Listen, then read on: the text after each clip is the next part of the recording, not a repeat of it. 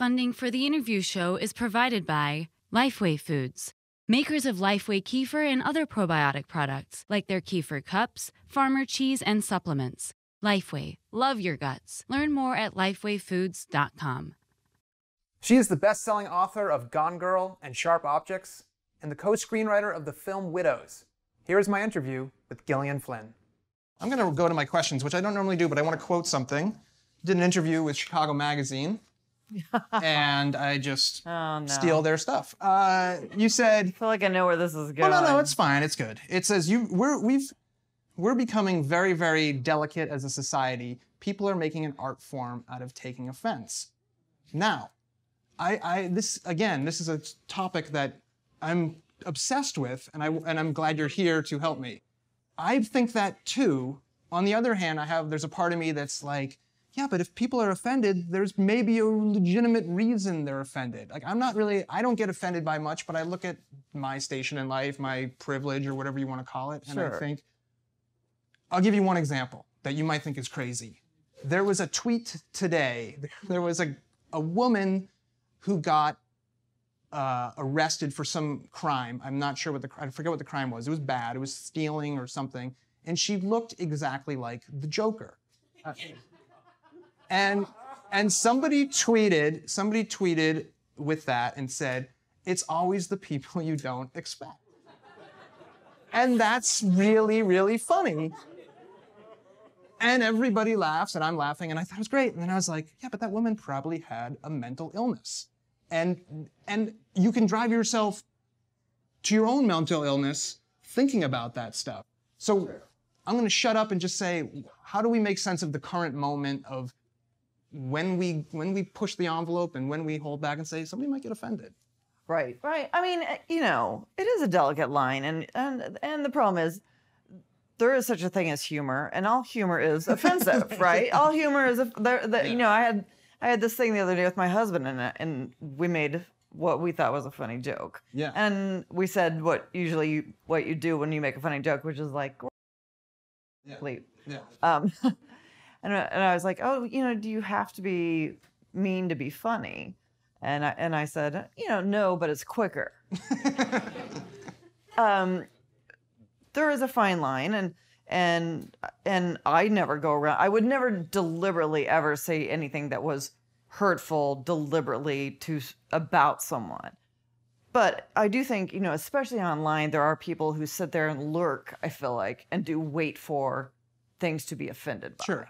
That's all it is, and it's sort of like, put your shoulders down, put on your big girl pants, relax, and it takes a lot of energy to be that easily offended all the time, doesn't it? Like, it takes a lot of energy to be constantly waiting to be offended. And they're all, we all, as adults, we all kind of know the certain things that are all, not to say, that are where the line should be drawn. But the line changes. The line changes. So, for example, there was an article by Molly Ringwald in The New Yorker, and she was writing about The Breakfast Club and other... That ginger. Yeah. I offended her. Well, she was like, obviously I have fond memories.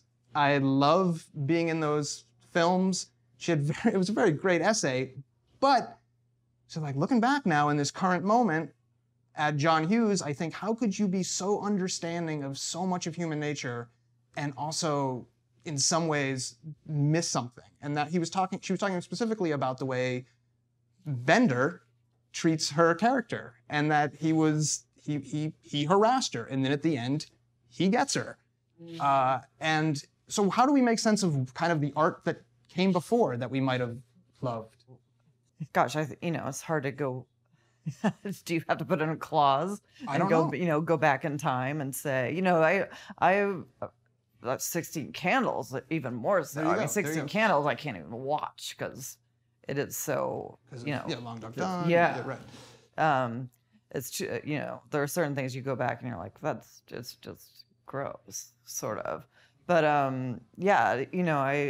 so and certainly with the sexism stuff, there are certain things you go back and you think, wow, that absolutely is like, I couldn't show my kids this comedy now because it's just it's too much the way they treat women. You wrote an essay in Time about the Me Too movement, and one of the things that you said is that it's incumbent upon men to make the changes. It's not it's like, so take that from I think it's hilarious that for so many years it was like, let's teach women how to deal with men harassing them and trying to rape them. That is how we will solve this problem.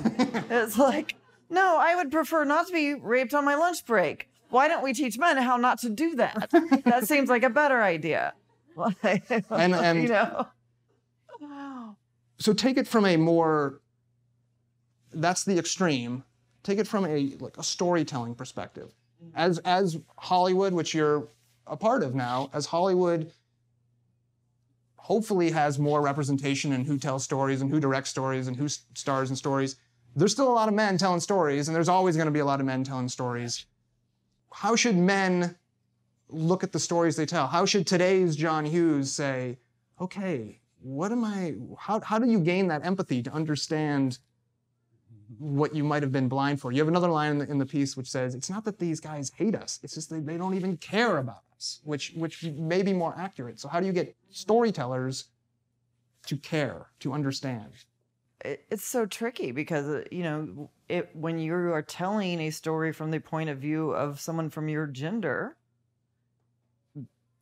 that's what you're doing. And you look at, there's something called the Bechdel test, and that measures, how many women are in a movie. Do they have a certain amount of lines? And are those lines about the men in the movie?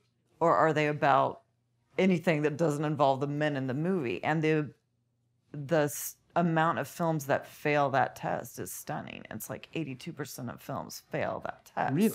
So it's not even like the sexism that comes out. It is, again, it's about the nothingness. It's about the vast amount of not female viewpoints at all that is disturbing to me. I mean, it's the not having women do anything that doesn't involve saying, like, on the phone, like, well, is he okay? What should I do? Okay, thank you. So to me, it's incredibly important to have female voices there, female screenwriters, female directors.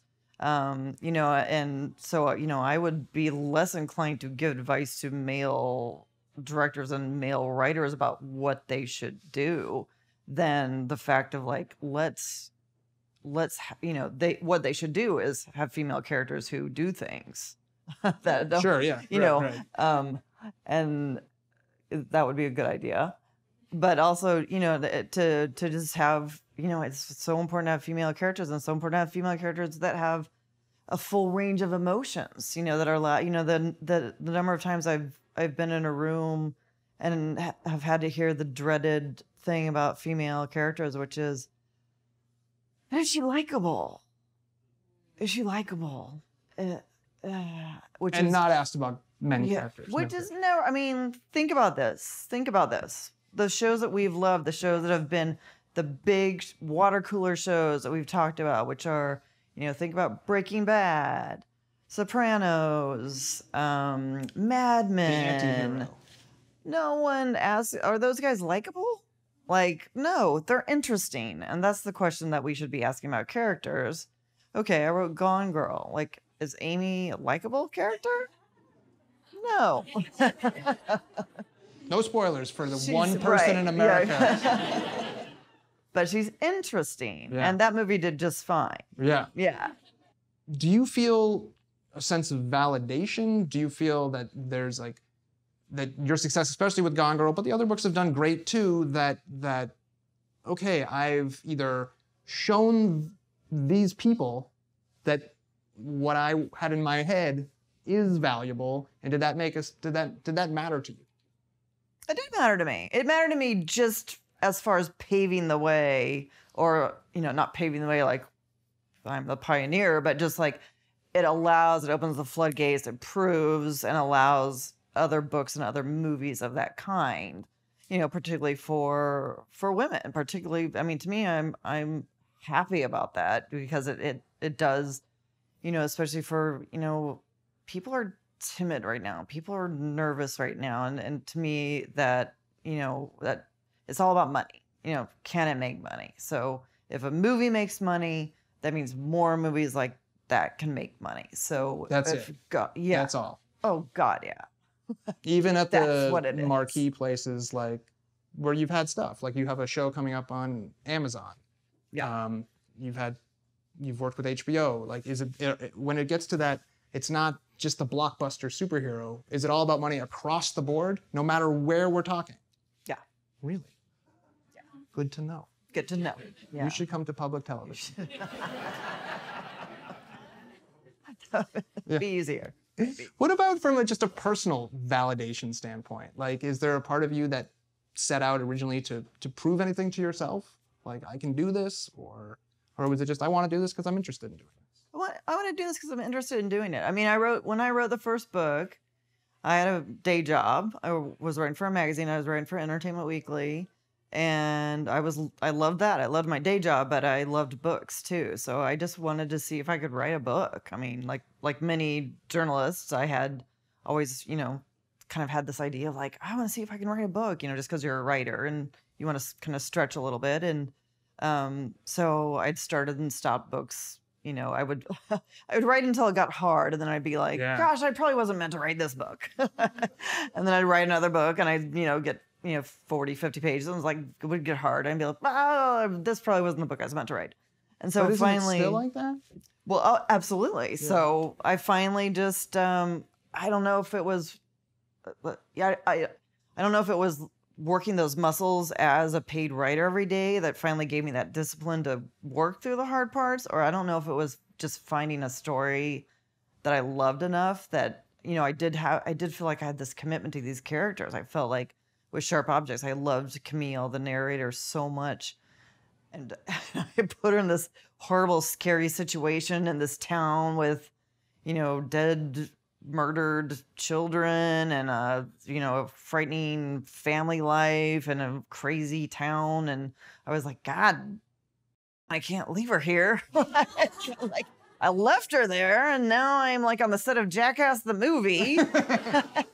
Like, I better move her along. Gillian Flynn, everyone.